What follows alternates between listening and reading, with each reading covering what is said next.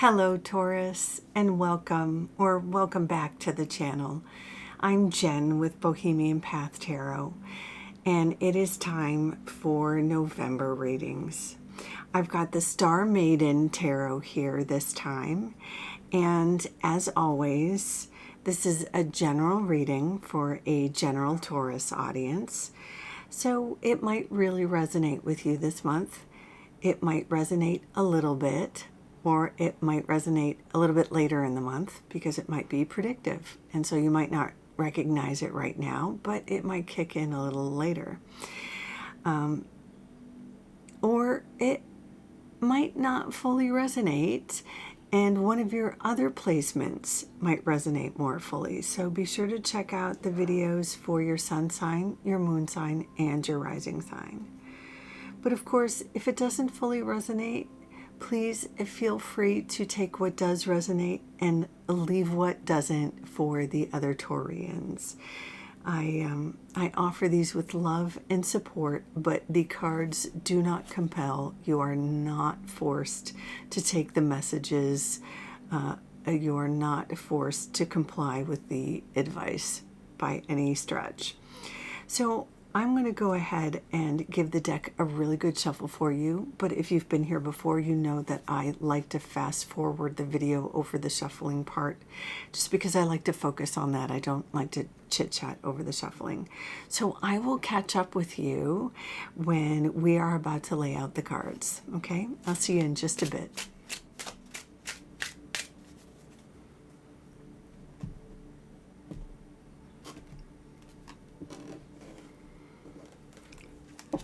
Okay, Taurus, let's see what we've got.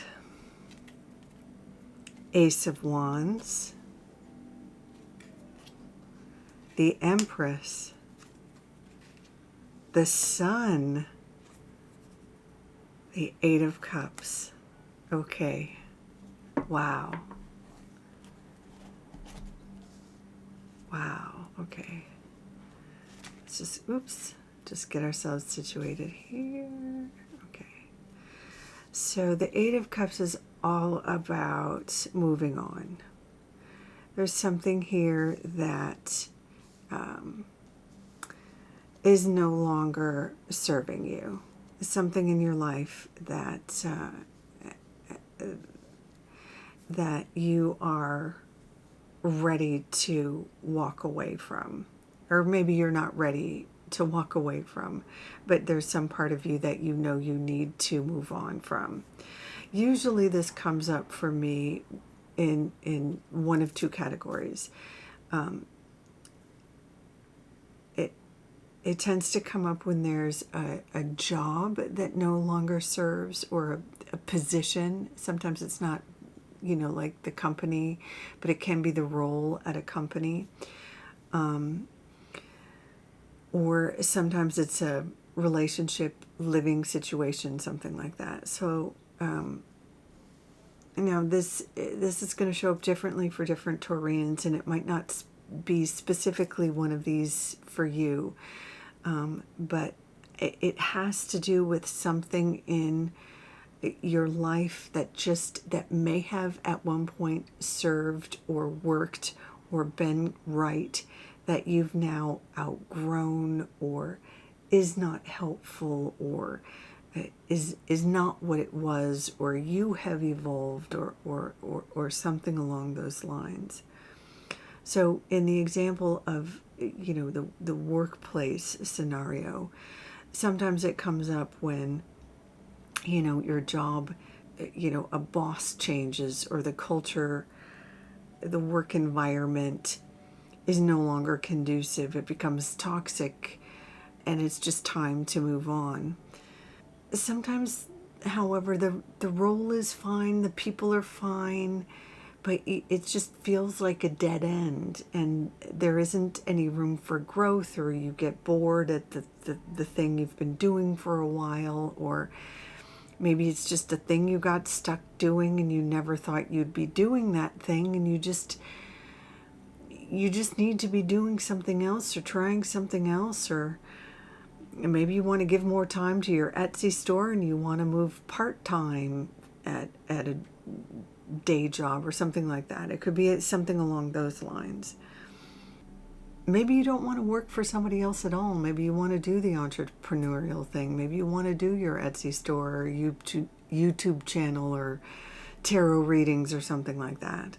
And so it could be just time to move out and do your own thing. And this Eight of Cups could be about moving more towards a sense of independence work-wise. So that's one way it could show up, right?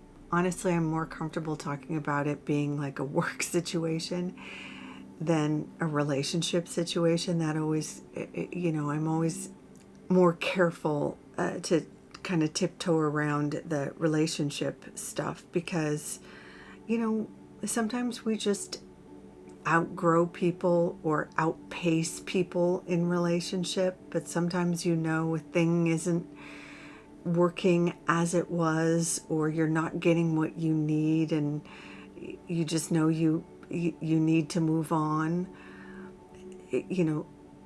This isn't true for all Taurians, of course, but it could be that kind of scenario that this Eight of Cups is speaking to. But the thing about the Eight of Cups to remember, regardless of what area in your life this is speaking to, whether it's work or a romantic relationship or maybe a roommate relationship or whatever you need to move away from, it's talking about moving towards something better. It's talking about moving away from something that's toxic or sort of dead or kind of not quite working for you or no longer serving you or kind of keeping you trapped or closed or in some kind of stuck place. And it's talking about moving towards a new day, a new dawn, a new chapter, more light. And we literally see this in these other cards that are coming. The next card we have here is the Ace of Wands. And the Ace of Wands is a new chapter. Aces are all about new starts, new beginnings. And Wands are about ambition, are about passion, about creativity, about feeling that spark, about feeling life.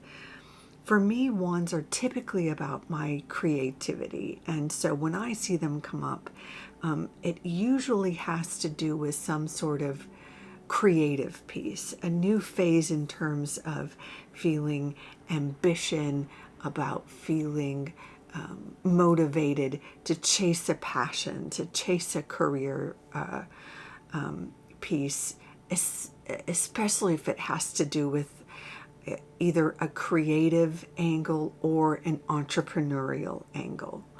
So like the Etsy example I mentioned here in terms of career, this could be about opening an Etsy store or your own website to sell something that you create. Or it could be about a writing, going off to take a sabbatical to write the great American novel or the great Canadian novel or whatever it might be. Or singing or acting or painting. There's a very much a creative component with the Wands. There's also a bit of a romantic component with the Wands too, but not just romantic, also passionate. There's a athletic component with the Wands. So if you need to kind of get back in touch with your kind of physical side, running, making a tantric connection too, that's all tied up into this. And this is a new chapter, giving yourself the time and the space to take a class, whether it's taking a improv comedy class or a tantric yoga class, getting those creative juices going, those sort of, I don't know, athletic juices. Like, how would you describe it? Training for a marathon or whatever it might be, if that's, if that's where you're sort of drive, your passion, your energy is kind of leading you. It could be that piece too. A new chapter in terms of physical activity. It could go that way. So in the next card, we have another sort of support for the creative piece with the Empress. You know, the Empress is the major arcana card that is all about creativity. She's literally let's get her in focus. Here we go. You know, she is the Earth Mama, right? She's literally perpetually pregnant. She is all about, she's the archetype of the mother. And she's about bringing sort of, birthing your creations into the world, bringing your sort of creations into being.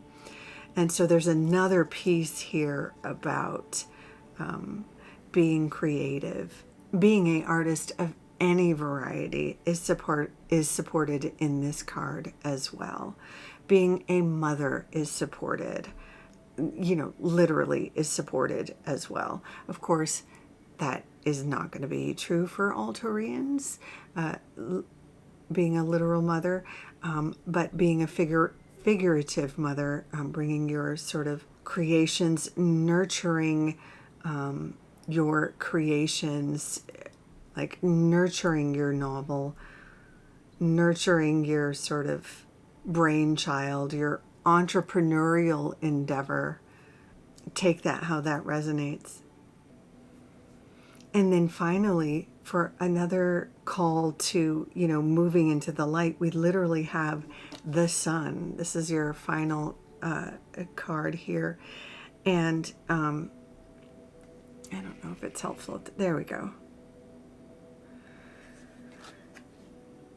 So moving from the darkness or the sort of stuck place from the Eight of Cups into the light of the sun.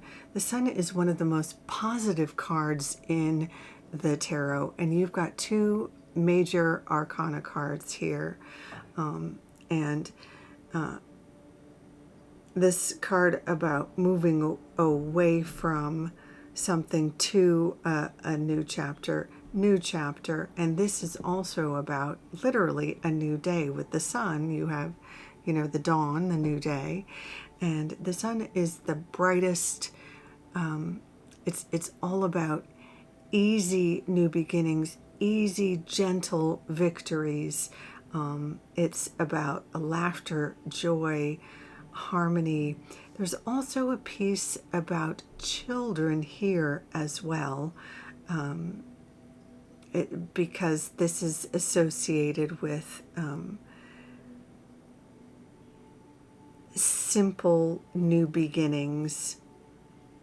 This is also easy travel. There's sometimes associated with this,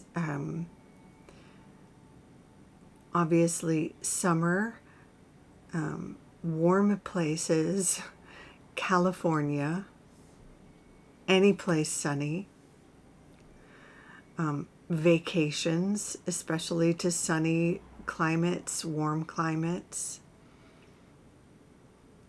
So there's always a story, from the central card and the connecting cards, but there's also sort of random associations individually with these cards. So let me see if anything else is coming up.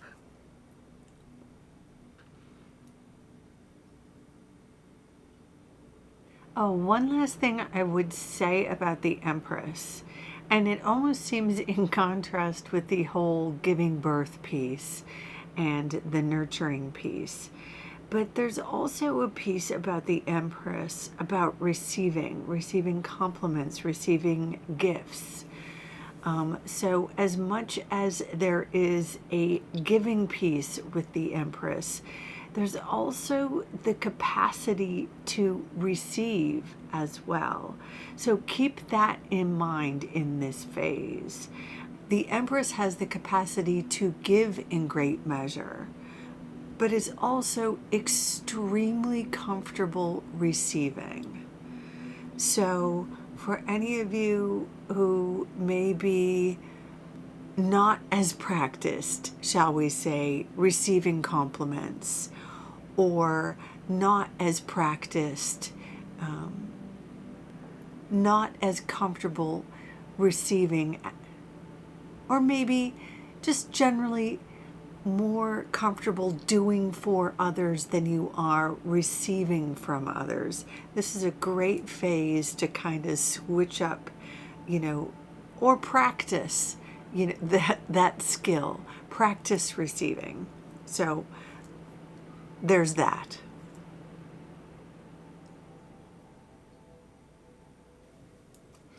I think the final thing I would say is that even if this feels a little precarious, there is a victory in this card here. This Sun card is a card of victory. And even if it feels too easy,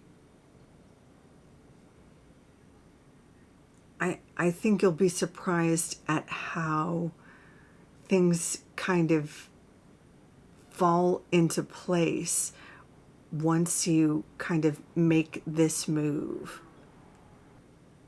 I mean, I'm even looking at this and it looks kind of like it's all there. It's a very simple and clear, direct reading, Taurus. I hope that's helpful. Thank you so much for dropping by.